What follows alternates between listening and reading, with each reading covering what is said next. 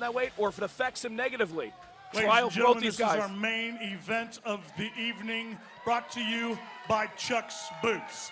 Tonight, somebody's going down. Fighting out of the blue corner this evening. He stands 6 feet tall. He weighs in at 184.8 pounds. Fighting out of St. Louis, Missouri, Dewayne Diggs. Look at the face on Dewayne Diggs. Yep. His opponent tonight, fighting from across the cage out of the red corner this evening. He stands 5 feet 10 inches tall. He weighs in at 183.8 pounds. Fighting out of Bunker Hill, Illinois, Aaron Highfill.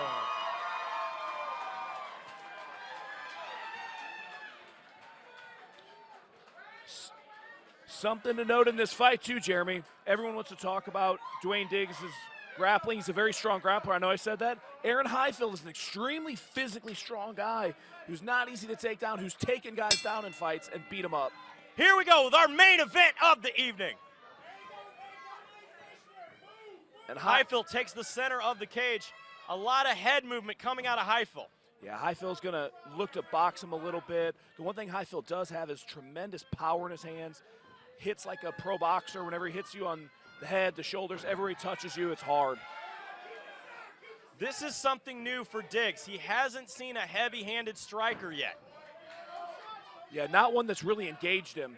You know, his last fight, there was some threat with some heavy hands, but it turned into a grappling match really, really quickly.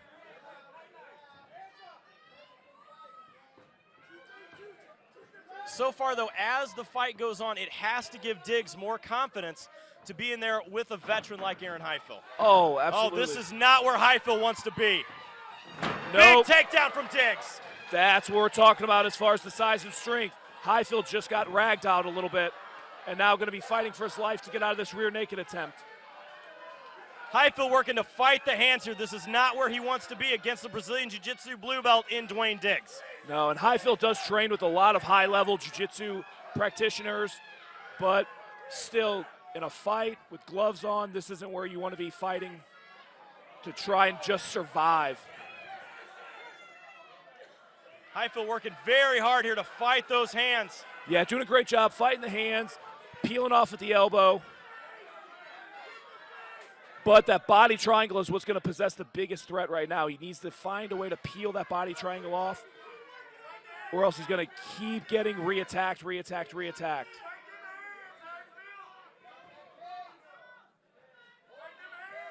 In this position here, as we see Aaron Highfill again working that 2-on-1, pulling it down. What does he have to do to get out of this? You know, he's got to really first solve he's really got to first solve that body triangle dilemma, because that body triangle is what's allowing Diggs to keep attacking his neck. If he can manage a way to scrape and get off of that triangle, isolate one side, peel it off and get his hips high, then he can start to look to re-attack and just clear the situation and scramble up potentially.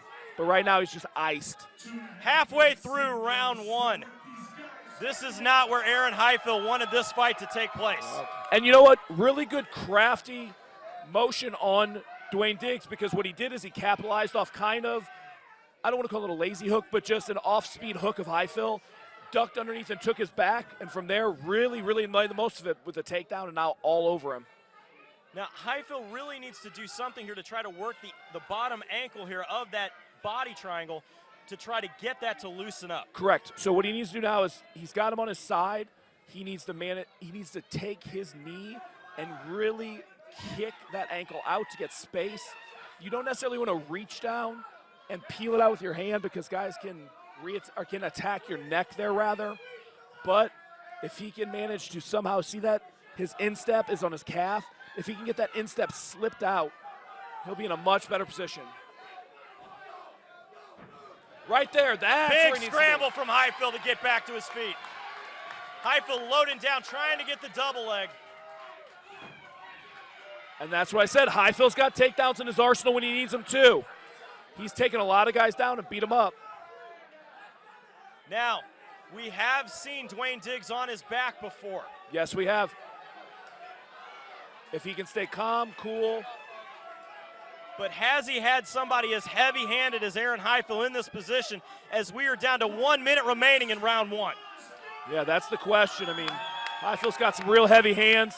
You know, you don't know who you're training with 100% of the time. He could have some big guys on top of him, but definitely not someone you want on top of you, landing a certain kind of aggressive, assertive ground and pound. Yeah, those elbows from the top position are harsh. Yeah. It's something you really can't train for. No, Aaron's going to look to hurt you when he's on top, and he just advanced to a mount. Very, very good advancement from Highfill.